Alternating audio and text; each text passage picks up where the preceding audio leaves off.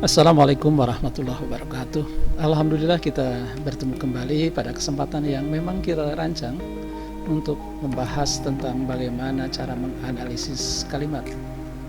Bersama saya Agus Mulyanto yang biasa dipanggil Kang Amul atau Pak Amul. Baik, kita mulai. Saya mulai dari permintaan Ramadan Atalar Iskandar. Ini kalimatnya.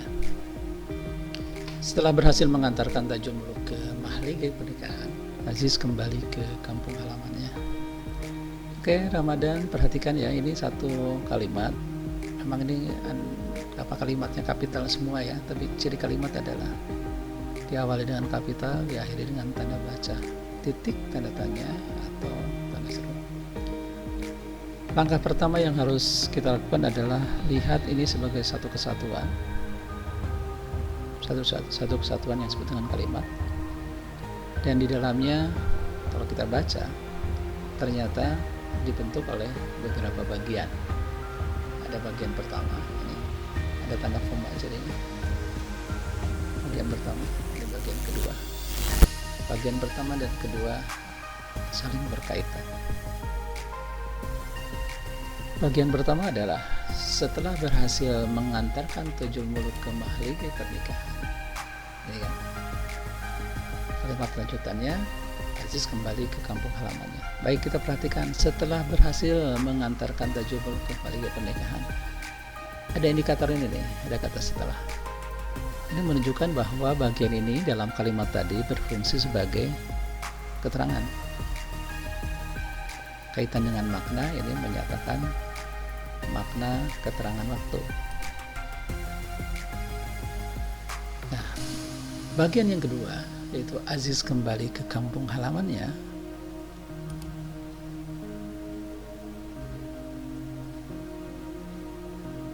Begini ya. Siapa yang kembali ke kampung halamannya itu pertanyaan standar untuk mencari subjek. Atau ini bicara tentang siapa sih? Tentang Aziz kan? Aziz itu subjek. Apa yang dikerjakan Aziz? Kembali. Bagaimana keadaan Aziz? Tidak bisa dijawab di sini, tapi ini pekerjaannya adalah kembali. Kembali itu predikat. Kenapa disebut predikat? Nah, predikat itu adalah gambaran kondisi perilaku apa yang dikerjakan oleh subjek. Kemudian ada unsur selanjutnya, saya warnai berbeda, ke kampung halamannya. Ini adalah keterangan. Dari sisi makna bisa kita pahami ini menunjukkan keterangan tempat ya. Tapi ada indikator lain yang bisa membantu mempercepat pemahaman itu, yaitu ada ke. Ada kata depan ke, yang lainnya adalah di, dari, itu sama-sama menunjukkan keterangan tempat.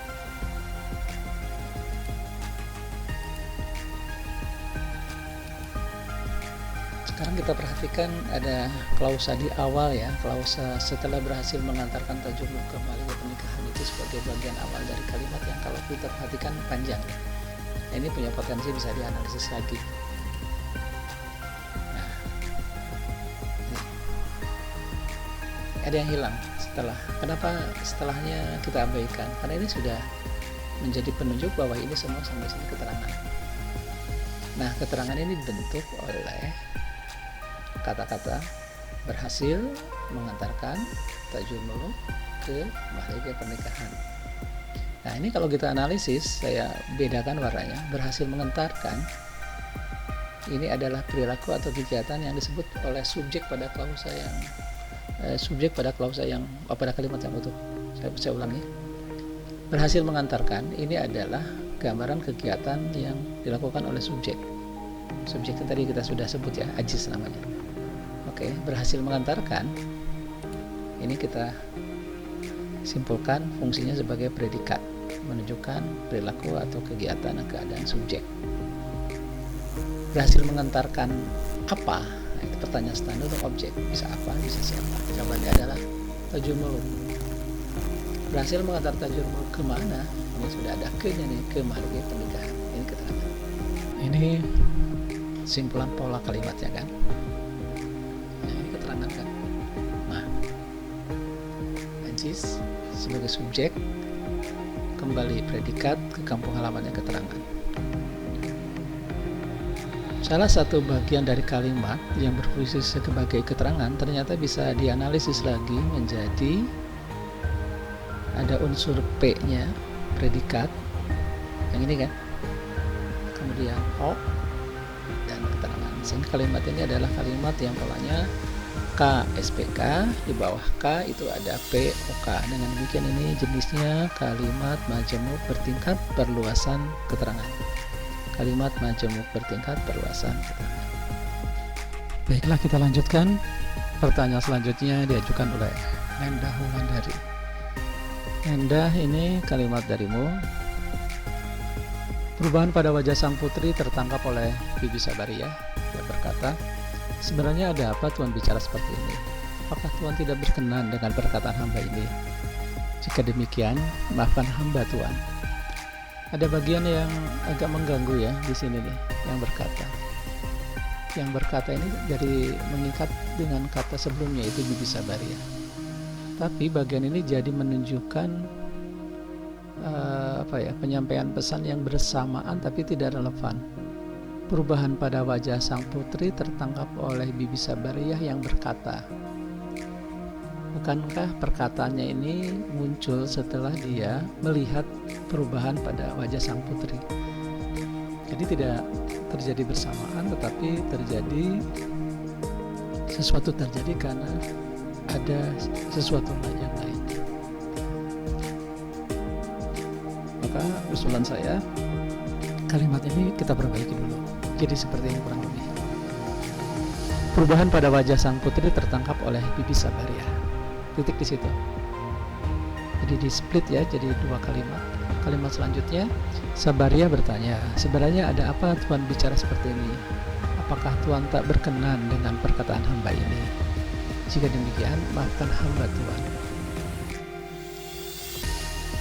Ya, ini bisa dianalisis ya langsung ya. Tapi saya sih mengajak Anda, Nendah, untuk mengubah dulu menjadi kalimat-kalimat lebih pendek ya. Jadi kalimatnya jadi seperti ini. Ini kalimat dari yang pertama.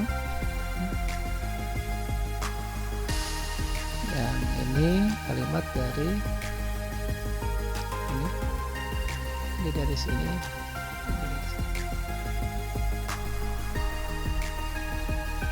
Oke, ini analisisnya. Perubahan pada wajah sang putri tertangkap oleh Bibi Sabariyah.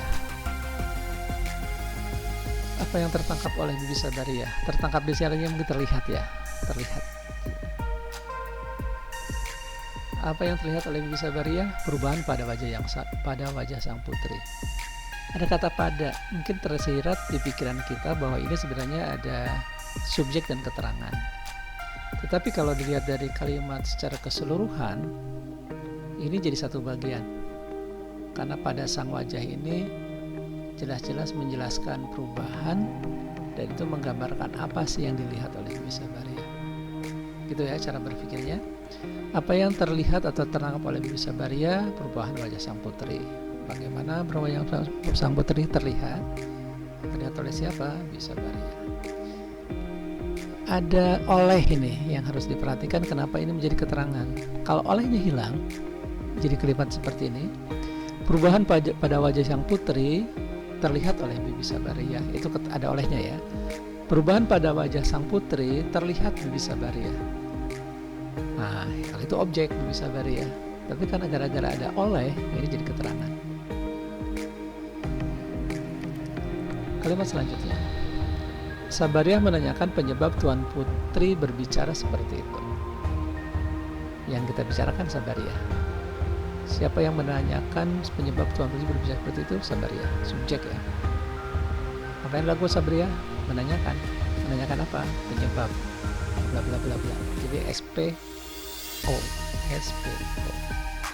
Meskipun pada bagian O ini ada kata berbicara. Ini potensial menjadi sebuah klausa kan? Coba kita analisis. Penyebabnya jangan dilihat lagi karena ini sudah jadi O nih. Jadi yang harus kita lihat, Tuan Putri berbicara seperti itu. Siapa yang berbicara seperti itu? Tuan Putri. Bagaimana Tuan Putri berbicara? Tuan Putri berbicara apa berbicara seperti itu? Kenapa tidak objek? Nah, karena ini berbicara ber. Yang objek itu bisa jadi subjek, itu terjadi pada yang predikatnya berawalan me untuk aktif, di untuk pasif. Jadi objek bisa jadi subjek, subjek tidak jadi objek. Tapi dengan ber ini sulit diubah menjadi objek jadi subjek. Dan demikian ini kalimat majemuk ya, kalimat majemuk perluasan objek. Ini induk kalimat, ini anak kalimat. Disebut kalimat majemuk bertingkat karena ini ada di atas, ini di bawah. Kalimat selanjutnya, Tuan Putri berkenan atau tidak berkenan terhadap perkataan Sabariah hambanya itu. Siapa yang berkenan atau tidak berkenan? Tuan Putri. Bagaimana Tuan Putri berkenan atau tidak berkenan? Predikat. Terhadap apa? Perkataan Sabariah. Ini kembali lagi menjadi pelengkap karena ini berkenan, tidak bisa jadi objek. Klausa terakhir, jika demikian Sabariah meminta maaf kepada Tuan Putri. Jika demikian, ini syarat.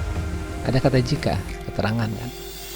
Subjeknya Sabariah. Apa yang dilakukan Sabariah? Meminta apa? Maaf. Kepada siapa? Tuan Putri. Lagi-lagi bukan objek karena ada kata kepada. Jadi kesimpulannya begini ya.